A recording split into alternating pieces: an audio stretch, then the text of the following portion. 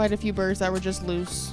Then there were some that were in cages. The sunworm was infested with roaches. The bowls for water and for food all had roaches in them for all of the birds. There were 2 birds actually sitting in the trash can with the feed.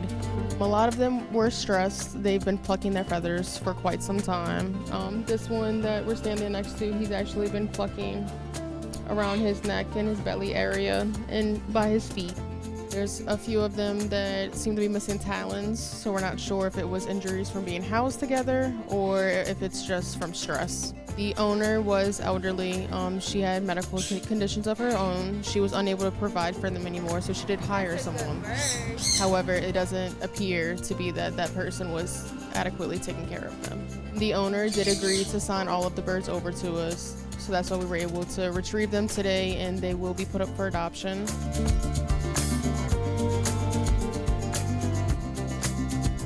Today, for example, was a complete surprise.